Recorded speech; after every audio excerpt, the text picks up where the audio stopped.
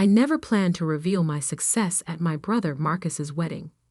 For years, I'd kept my true position hidden from my family, letting them believe I worked at a tiny consulting firm while I secretly built an empire. But Marcus's cruel words that day changed everything. Standing in the opulent ballroom of the Grand Plaza Hotel, I smoothed down my simple navy dress, deliberately chosen to be understated. Around me, crystal chandeliers cast a warm glow over elaborately decorated tables while waiters circulated with champagne.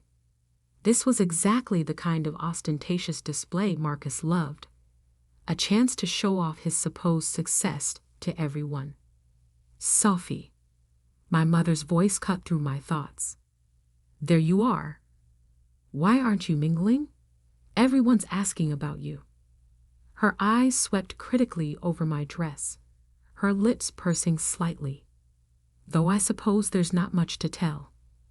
I took a slow sip of champagne, thinking about the board meeting I'd led just yesterday, where we'd finalized the acquisition of our biggest competitor.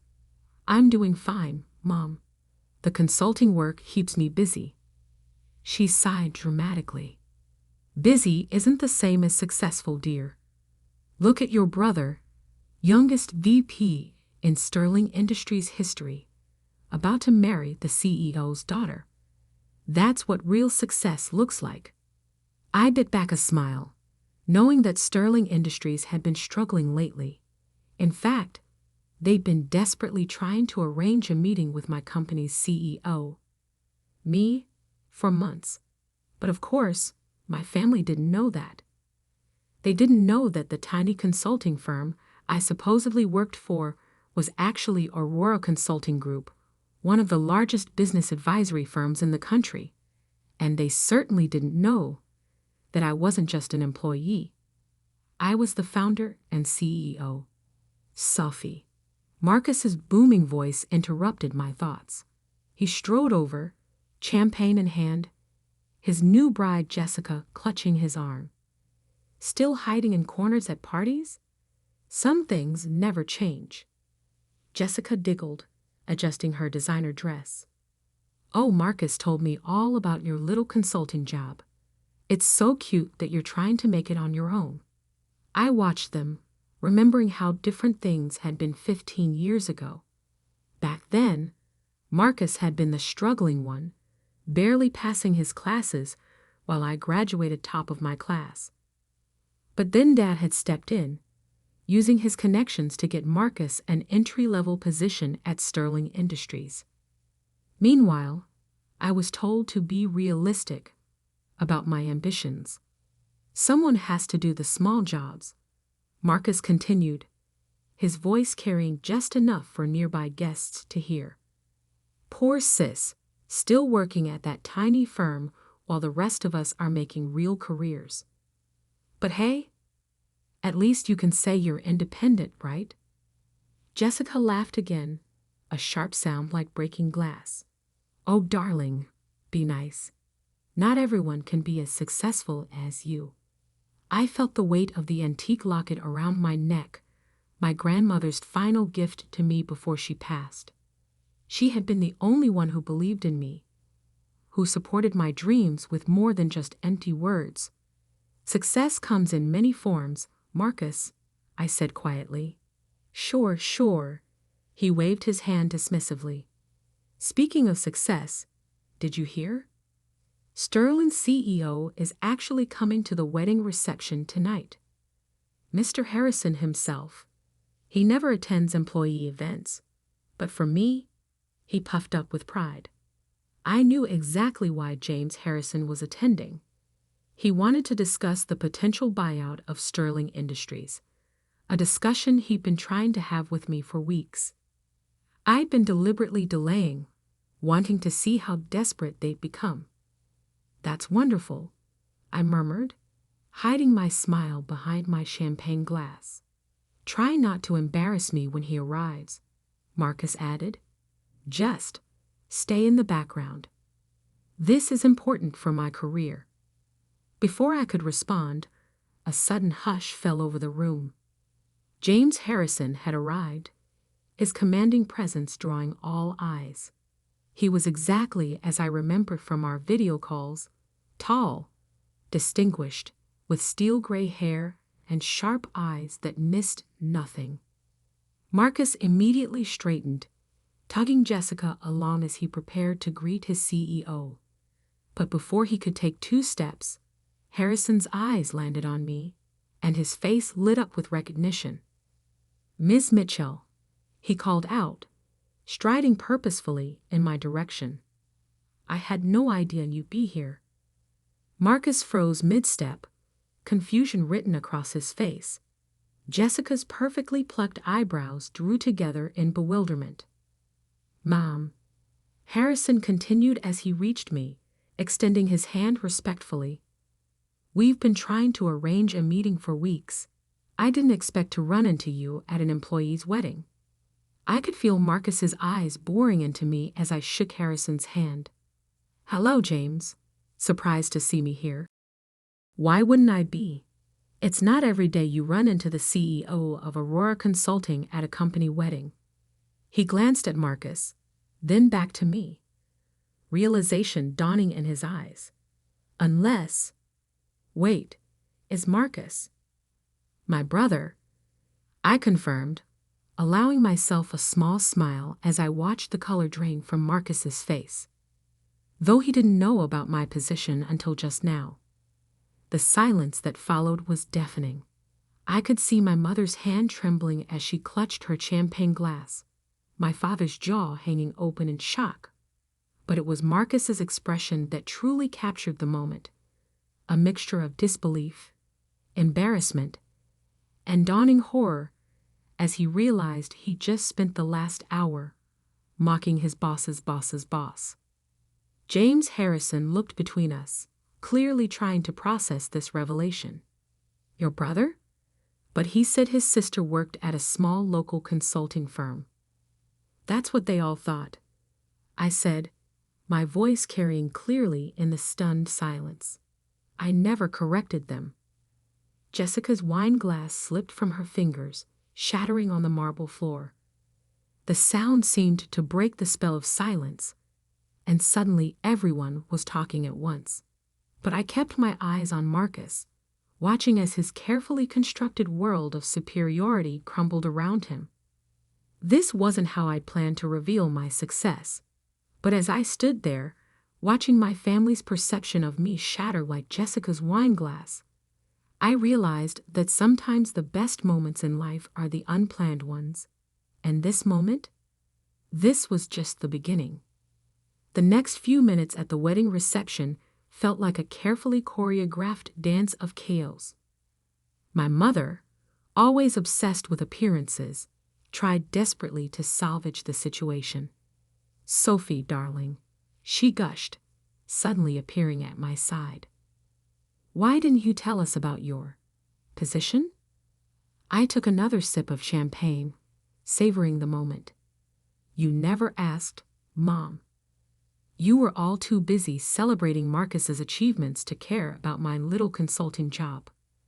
James Harrison was still standing nearby, looking both amused and uncomfortable. "Ms. Mitchell, I had no idea this was a family event for you. Perhaps we could discuss the merger." "Merger?" Marcus interrupted, his face shifting from shock to panic. He grabbed my arm, fingers digging in painfully. "What merger?" I carefully removed his hand, keeping my voice level. "The one where Aurora Consulting is considering buying Sterling Industries." I turned to Harrison. "Though after tonight, I'm having second thoughts about the acquisition." Marcus went pale. Jessica, his new bride, looked like she might faint. But that would make you your boss," I finished for him. "Yes, it would. Interesting how life works out, isn't it?" My father finally found his voice, pushing through the crowd that had gathered around us. "Now wait just a minute," he blustered, his face red. "You can't just come here and ruin your brother's wedding with these claims." Harrison cleared his throat. I assure you, sir, your daughter is exactly who she says she is. Aurora Consulting is the largest business advisory firm in the country, and Ms. Mitchell founded it from the ground up. We've been trying to arrange this merger for months. I watched my father's face as the truth sank in. This was the man who had told me 10 years ago that I was dreaming too big when I said I wanted to start my own company. The man who had used every connection he had to help Marcus climb the corporate ladder while telling me to be realistic about my goals. But the money, my mother stammered. All those times you said you couldn't help with family expenses. Oh, you mean like the $50,000 you borrowed from my savings for Marcus's MBA? I kept my voice calm, but I could feel years of resentment bubbling up. The money you never paid back because, and I quote, Marcus needs it more for his future. Jessica stepped forward, her wedding dress rustling. Marcus, darling, did you know about this? About her company? Of course not, he snapped, then tried to compose himself. Sophie's she's always been jealous of my success. This must be some kind of mistake. Harrison raised an eyebrow. The only mistake, Mr. Mitchell, was apparently your understanding of your sister's position in the business world.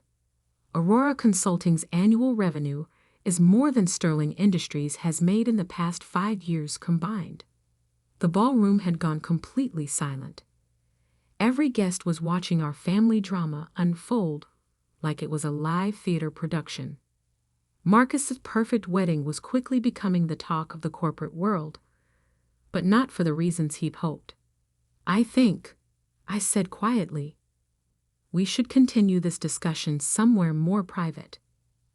I nodded to Harrison. James, would you mind giving me a moment with my family? He nodded graciously and stepped away. I led my family to a private room off the main ballroom, closing the door behind us. The silence was deafening. How dare you? Marcus finally exploded. This is my wedding day. You couldn't just let me have this one thing. I laughed, but there was no humor in it. One thing? You've had everything handed to you your entire life. Dad's connections got you into Sterling. Mom's jewelry paid for your MBA. My savings funded your startup attempts. Meanwhile, I built something real, something lasting, completely on my own. We were trying to protect you, my mother insisted, wringing her hands. The business world is so cruel to women. No, Mom. You weren't protecting me. You were dismissing me. Every achievement, every milestone, you brushed them all aside because they didn't fit your narrative of who I should be. My father stepped forward, his business instincts finally kicking in. Now, Sophie, let's be reasonable. We're family. Surely we can work something out that benefits everyone. You mean now that you know I'm successful, you want to be part of it? I shook my head. The merger with Sterling was a courtesy to Harrison. He's a good CEO dealing with a bad board. But after tonight, I met Marcus's eyes. I think it's time for some changes. You can't do this, Marcus whispered, his arrogance finally cracking. My position, my future. Your position was always built on sand, Marcus. You've lost 3 major clients this year alone. The only reason you still have a job is because of your connection to Jessica's family. I straightened my simple navy dress. But don't worry. When Aurora acquires Sterling, we'll find a position suited to your actual qualifications. Jessica let out a small sob. My father won't let this happen. He's on the board. Your father, I said gently, called me last week to make sure the merger goes through. Sterling Industries is drowning in debt, and Aurora Consulting is their only lifeline. The gravity of the situation finally seemed to hit Marcus. His legs gave out, and he sank into a nearby chair. All this time, while we were mocking you, you were building an empire? I tried to tell you, all of you, so many times, but you never listened.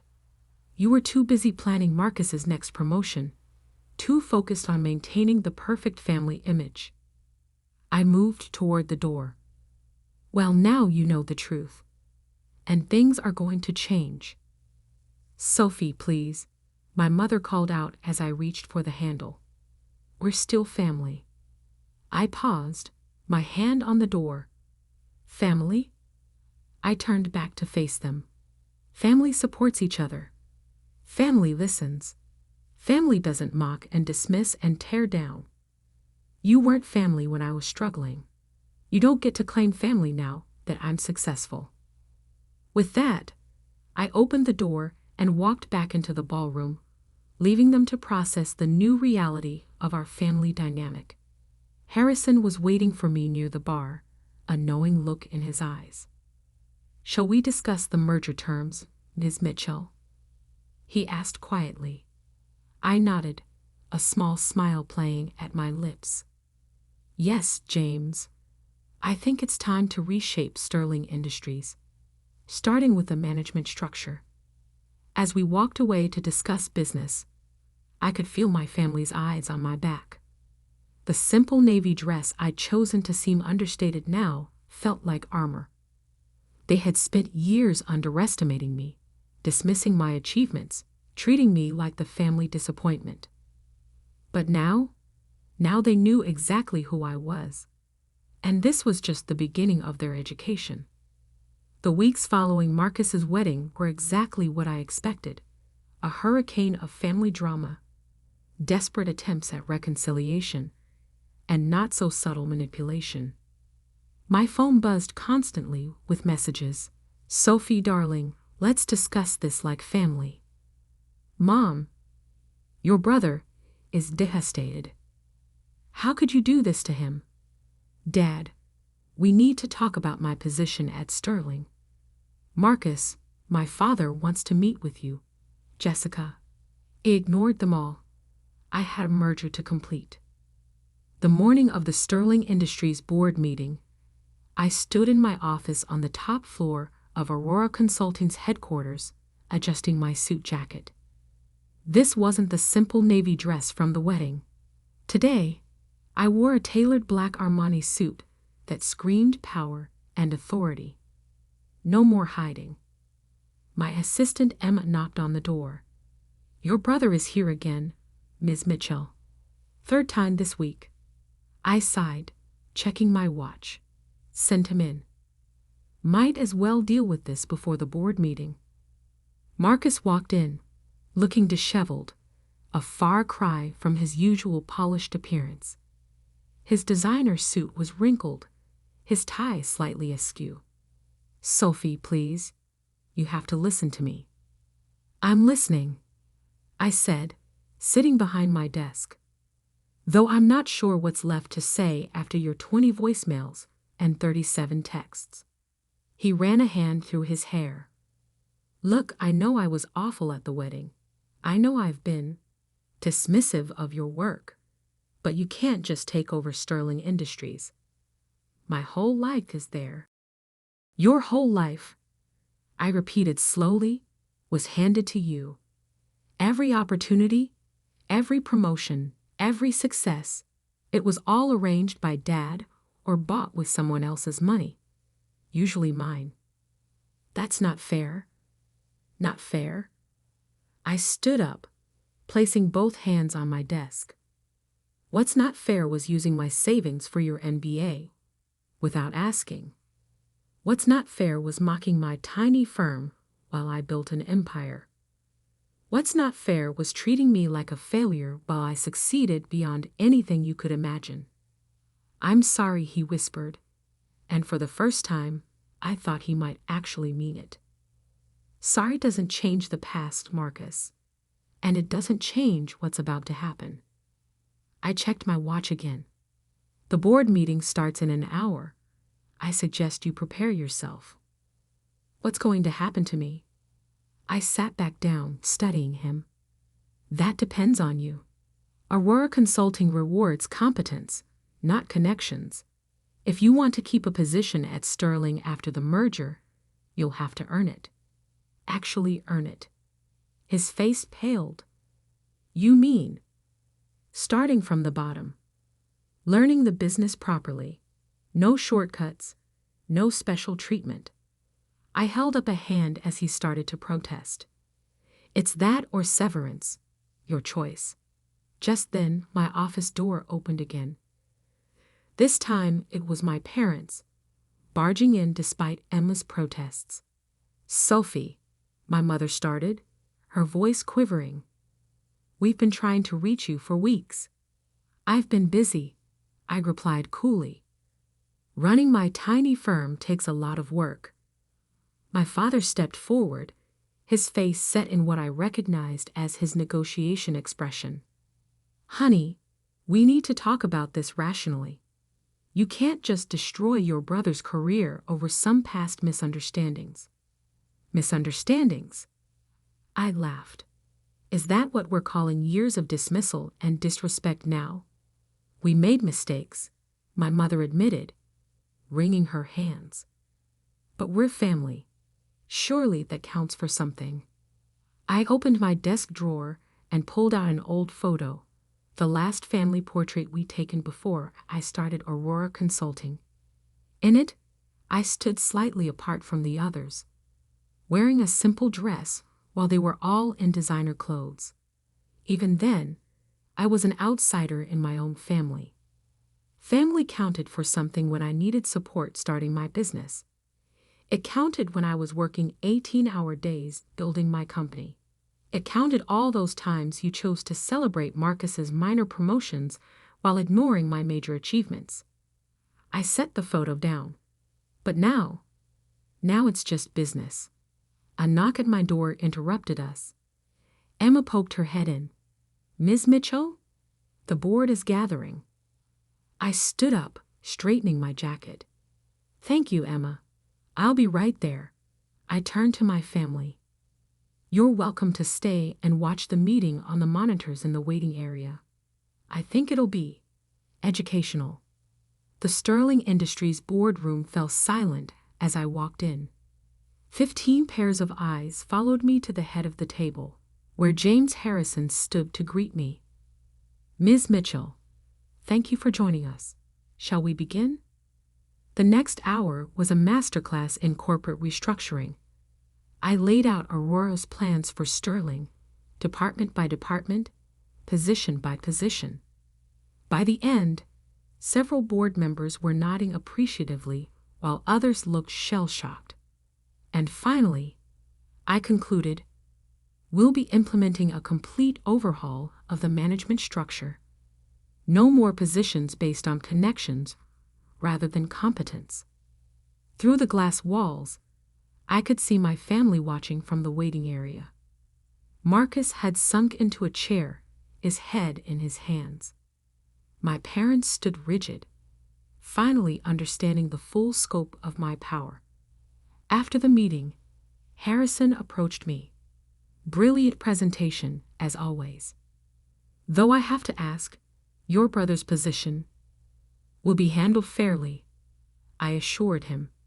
If he's willing to work for it, there's a place for him. Starting in entry-level sales. Harrison nodded approvingly. You're more generous than many would be in your position.